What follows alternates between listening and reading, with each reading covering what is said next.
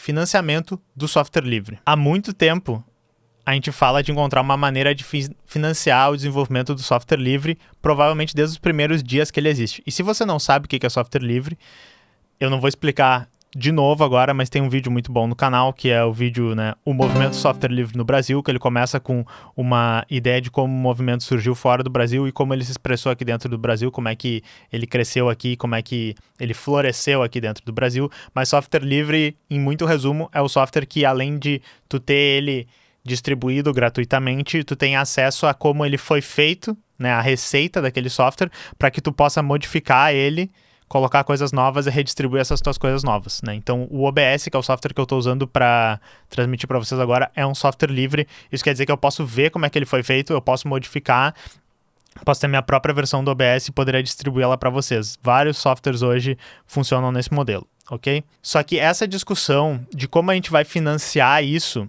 ela é extremamente importante frente aos problemas com segurança dos projetos de software livre que a gente está tendo. Então, nós temos vídeo aqui no canal também sobre a libxz, a falha da libxz que ocorreu, que foi um negócio que, se não tivesse sido pego enquanto estava acontecendo, poderia ter comprometido diversos servidores e serviços aí pelo mundo inteiro. Nós tivemos a falha do Polyfill.io também. Parece que a cada mês a gente fala de uma falha de segurança assim, que tem um pouco a ver com os projetos abertos.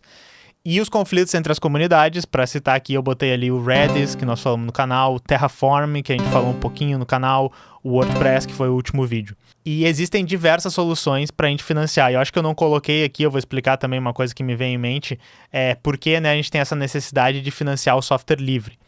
Porque o modelo de software que, digamos, ganhou na indústria que se desenvolveu e acabou virando proeminente foi, primeiro, a venda de software, né? Então, quem é um pouco mais velho que nem eu lembra que a gente precisava comprar um Windows no Brasil, né? Esse modelo quebrou um pouco por causa da pirataria, mas a gente comprava o WinRAR, a gente comprava o Photoshop, a licença de uso do software, né? Ou comprar jogos também, porque jogos também são software, comprar um CD, comprar os disquetes, isso era como funcionava até um tempo específico. E daí, com o tempo, a questão do software foi toda sendo movido para a nuvem, né?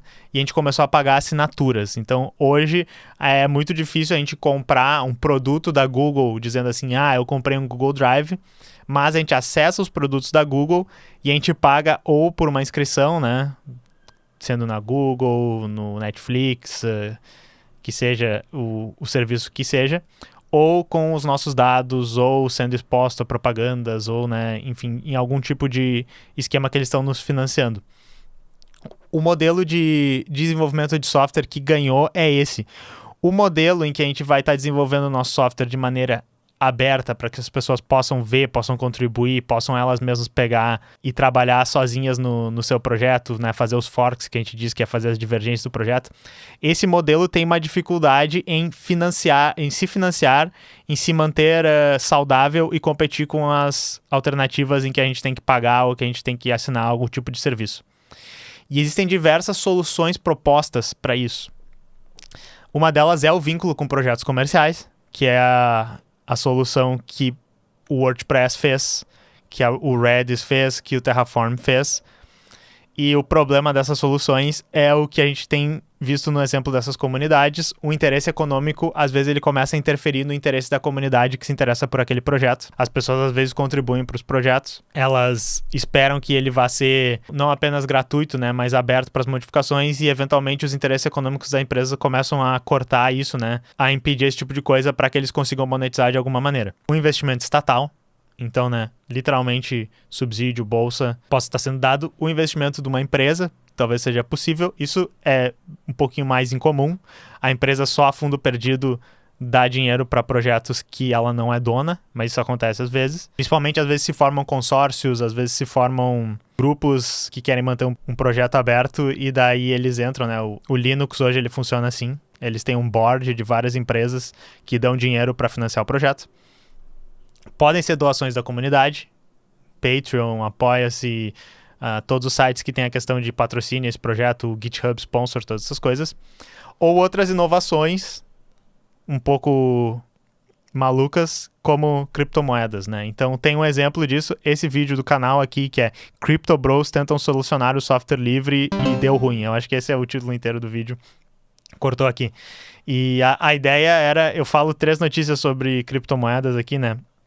Mas eu acho que a última delas fala sobre uma tentativa que o pessoal queria de vamos criar uma criptomoeda especificamente para financiar projetos de software livre. Cada contribuição que uma pessoa fizer vai gerar um token que ele vai poder transformar numa outra moeda. O que acabou acontecendo?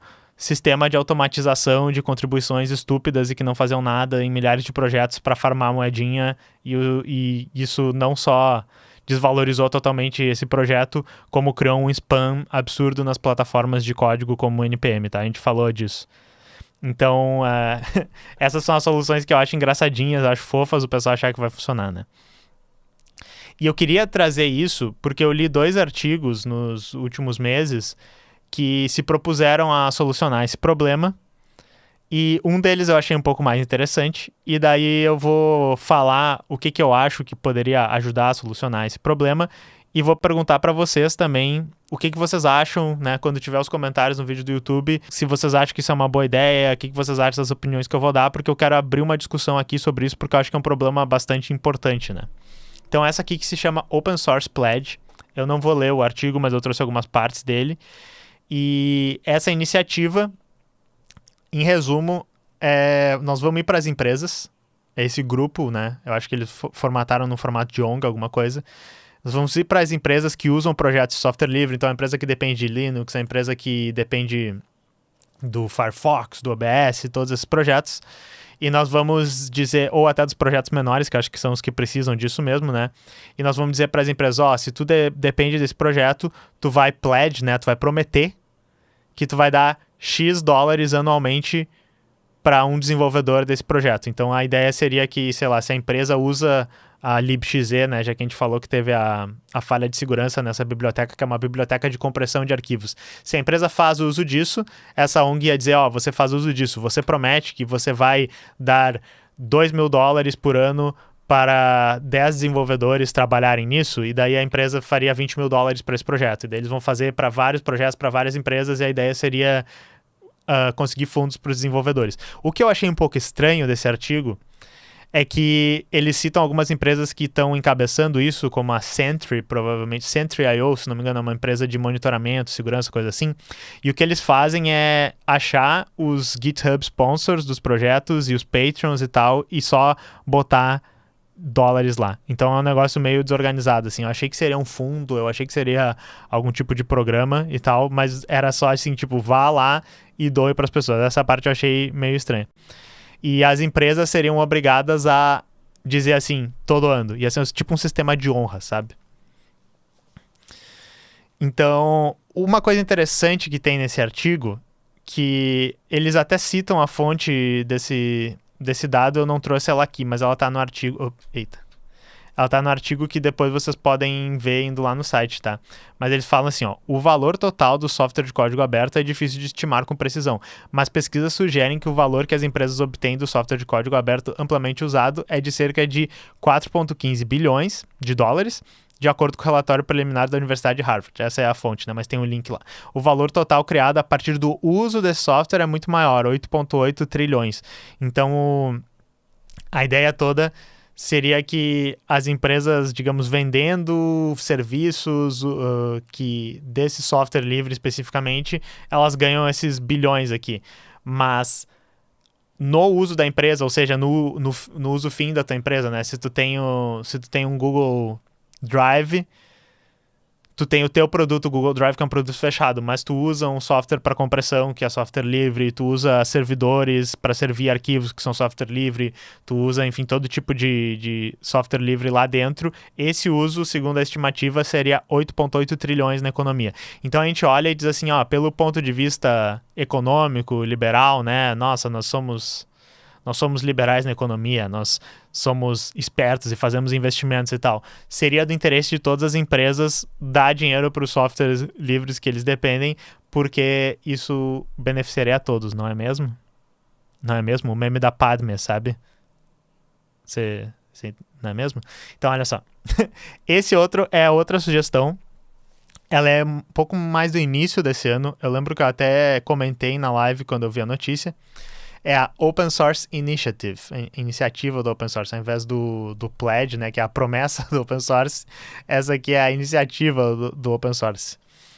E ela foi proposta pela Fundação Matrix. O Matrix é um software de comunicação, tipo bate-papo, fórum, com áudio, vídeo. Ele é como se fosse um Discord, como se fosse um Slack. Eu acho que faz mais sentido comparar ao Slack, que é software aberto.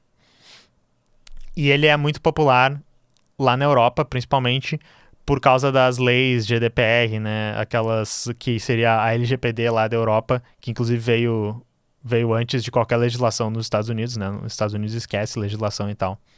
E daí o pessoal prefere usar software livre dentro das universidades e coisa assim por causa disso. Então o Matrix é muito forte lá.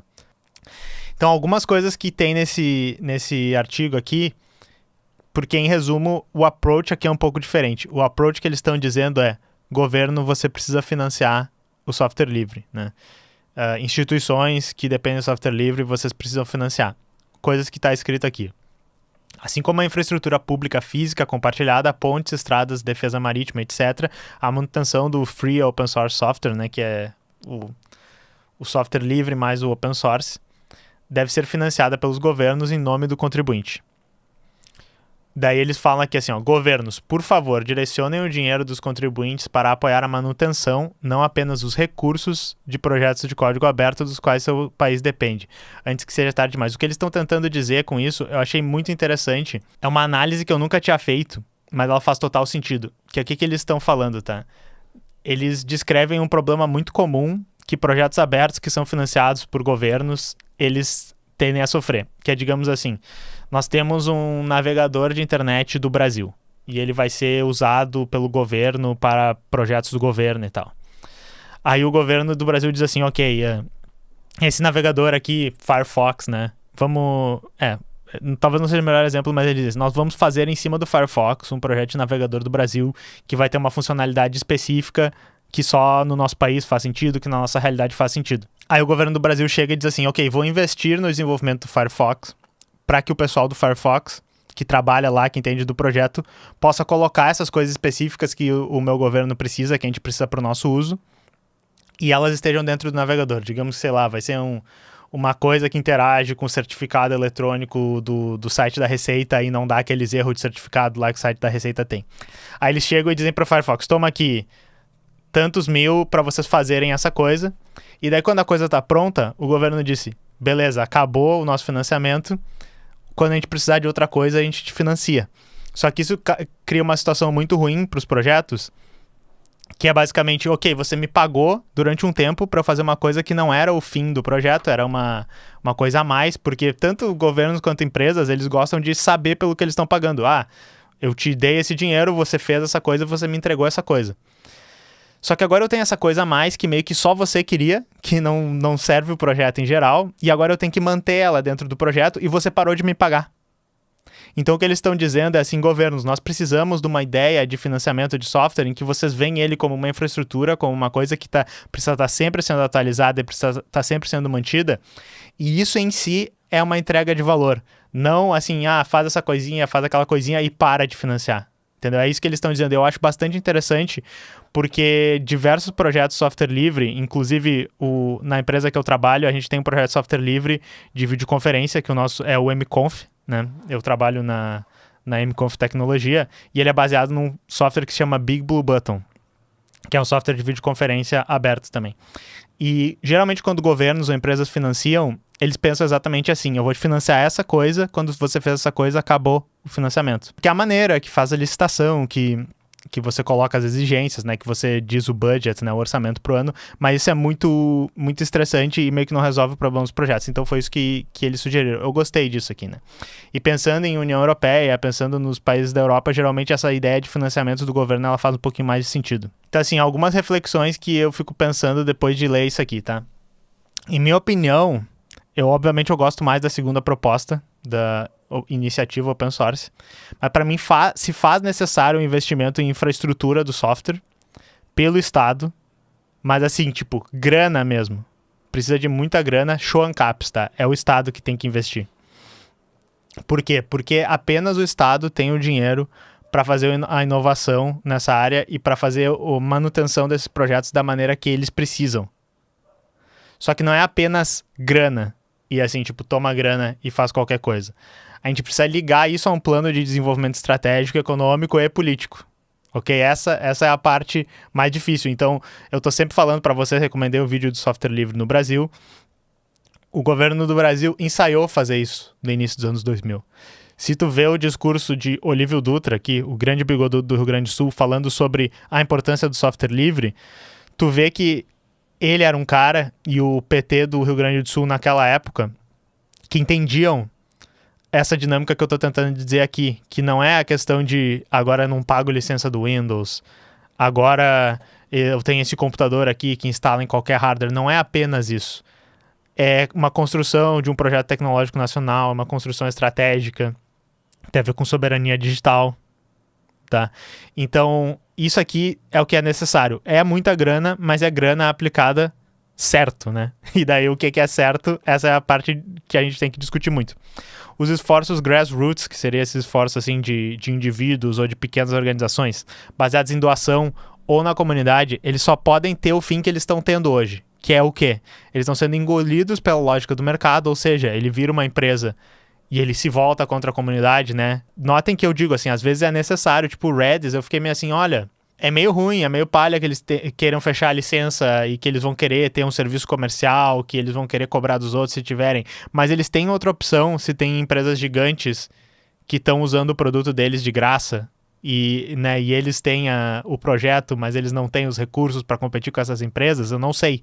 Então é por isso que eu digo, pequenas empresas, comunidades e coisas grassroots, a lógica é o quê? Ser engolidos pela lógica do mercado, virar uma empresa maior, piorar as práticas para ganhar dinheiro mesmo, para competir, ou perderem na competição com outros projetos fechados, serem comprados por outras empresas, só desistirem, ou até, né, perderem para outras empresas que ferem o espírito do software livre. Vocês podem lembrar o vídeo do WordPress na real, que saiu 2 vídeos atrás, que é meio que essa reclamação que o CEO lá, o Matt, está fazendo da outra empresa, mas ao mesmo tempo a empresa dele não é muito santa, porque eles adotaram totalmente uma lógica de mercado para manter o WordPress como um projeto aberto e também tem contradições ali.